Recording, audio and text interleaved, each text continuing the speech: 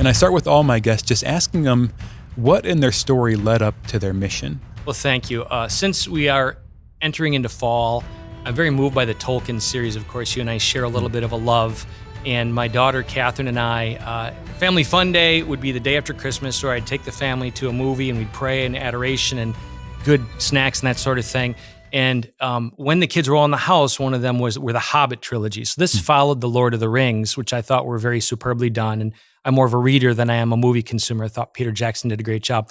When we got to the Hobbit and they were old enough to go in consecutive years, I have to say I was so tired on the 26th. I pretty much slept through those. It was like sleep time, and I tried to watch. So fast forward, here we are, decade or whatever later. Now Catherine, who is 20 years old, she said, "Dad, let's watch those again."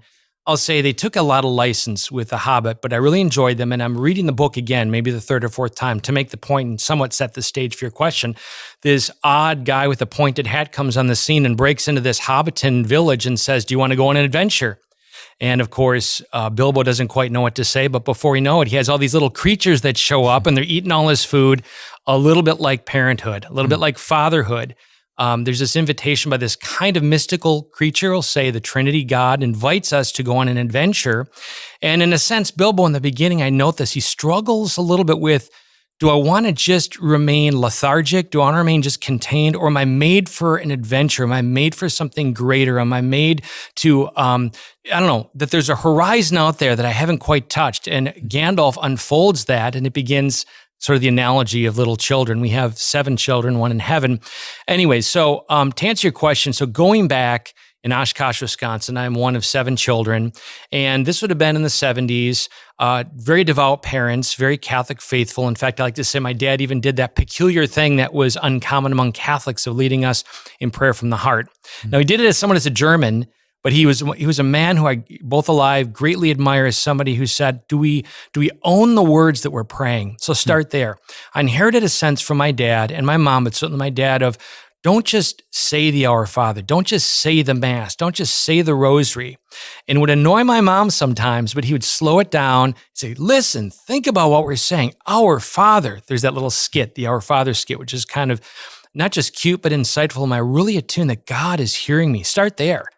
To be mindful that in this very moment, God holds me in existence. He's listening. He cares. My Father, who's an icon of the Father in heaven, because it's a harrowing thing to be a dad, and he has his mistakes, as we all do. We are very imperfect representations, but he imparted on us a sense that God is present with us. All right, so I'm the second oldest, 6 boys and a girl, and as we entered into those teen years, we were no longer, if you will, those 6 little ducklings sitting in the front pews that my parents were so proud of. An older brother started making decisions that were, I should say, kind of shameful and casting a light of less than positive regard for our family. And that conflicted, I will say, with this sense of we're the Schlueter family, you carry the Schlueter name. So simultaneously, I'm getting this sense that faith is not just a status. It's not just how we want to appear. It's who we fundamentally are. And I would say there's maybe a little bit of that pride in those generations of parents who loved God, but there was a sense of how we appear to others. There was a disconnect between how we presented ourselves and who we really are. So I was kind of taking note and desiring, shall we say, integrity. Yeah. As my elder brother was making decisions, what happens when your hero older brother does that, the younger brother started to follow. And before you knew it, our family kind of found themselves in a bit of chaos. And I saw this spreading throughout my peers. I saw them making choices, a little bit like the Pied Piper, who plays this beautiful sound. And we have these appetites for, let's face it, intimacy, for the good, and the enemy lies to us. He plays a sound that is attractive. And I saw my peers, I saw my family begin to follow that, and I saw the results, I saw the consequences. So via negativa, by the negative way, I saw the effects, the destruction, the brokenness as a result of choosing very clearly, whether you're agnostic, atheist, Buddhist, whatever you are, Hobbit, you make decisions, and based upon the truth of your nature in God, it's either going to approximate goodness, wholeness, peace, or devastation and destruction. So without that ever being proclaimed to me, the gospel was very real in the drama, in the adventure of we were presented with a truth. I often think of Cecil B. DeMille, the great producer of the 10 Commandments, and in a speech he said, we really can't break the moral law, the 10 Commandments. We can only break ourselves against it. So by observation in the early years, I became aware of that.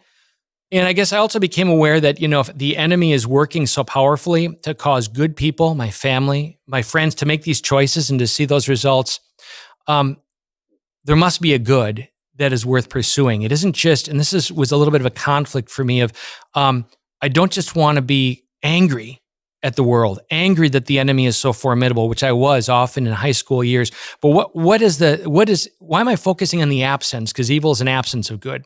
Why am I fixated on the dark that seemed to be surrounding me? I get that that's part of it, but what is the good that my soul is meant to consume? And that led me on a path through high school years. And for me, by God's grace, the biggies I really didn't partake of. Didn't get drunk, didn't have sex, praise God, until my wedding night, and was very passionate about wanting to find ways to communicate that good. And I'll say that journey led through high school, through college at Miami of Ohio, Miami Right to Life, founded a coalition of 23 campuses, which was very Christian, was the faith, was woven into our movement. And again, if we don't get at identity, below, praise God for Dobbs, praise God for overturning Roe. But the battle doesn't even just continue at the states. It continues with this journey that I experienced, awakening people to their core identity. In fact, I would say this boldly, the last 3 years, Antifa, Black Lives Matter, we tend to categorize people. Set that aside. It's a portrait of a fatherless society. I'm confident if you did interviews with those who perpetrated maybe the violence or the anger or the hatred that we're seeing there, transgenderism, all these sorts of things, you're going to see a child who felt rejected, who's angry because of what was not provided in the home through a father and a mother, a husband and a wife. So all those elements, bottom line, has led me to recognize, wow, we are of the fabric of the Trinity. We're of the fabric of the Trinity, that it's not just me and God, that God fashioned this appetite to seek him in community and with others. And that's where it gets difficult, because families will find it easy, men, to break out on a Sunday morning and gather with other men and pray. That man is you. Women, the same thing. More fearful than running into a burning building on 9/11 to save those who we don't even know, for a man is to enter into his own home, go eyeball to eyeball with his kids, and to have the heart of the Father and be attuned to what is moving this child of mine. And not just because we should or duty, it should start there maybe, but give me the desire and awareness that this is the adventure, to have the heart of the Father, to be attuned and look in the eyes of a child and your spouse and ask, what's going on there, and can I behold it? Can I be a steward of it? Can I care for it? Can I nurture it? Can I open up their horizon to who they are and to recognize that landscape of their adventure? That's what I mean by this Trinitarian nature, that we do it together, that there's mutual self-gift going on there. And a father is uniquely called to facilitate that, to invite, as from the earliest years, our kids to go in the woods, and I'd bring a camera and we make up these little stories and adventures. Or in the house, we'd write stories. Or when we went to bed, my kids would say, Dad, tell the story of whatever. I didn't even remember that I told this amazing story, I was in the darkness lying on their bed type of thing. But kids are fashioned for adventure because we're fashioned for adventure. And a father is a bit of that storyteller, make it happen, open up their horizon, to look at the world, as Frank Sheed says, to see it God bathed, and to help them see that what they're reading about and hearing about, God is Lord, he's over all, he has a plan for you. And how can we together live this awesome adventure together? I just fire hosed you. You got to tell the audience, Greg is a fire hose. He just doesn't stop. They already get it. But I love that the Providence you started with the Hobbit. So my wife and I, we read books together, like out loud together. And then we'll often, if there's movies on the books, we'll watch the movies afterwards. So we literally just finished reading The Hobbit and then watching The Hobbit movies like a couple months ago. So starting with that was so interesting. And I love that image of Bilbo Baggins in his comfortable life, and all of a sudden these little people show up and just, they're making a mess of things. They both create chaos, but then they also set it right again.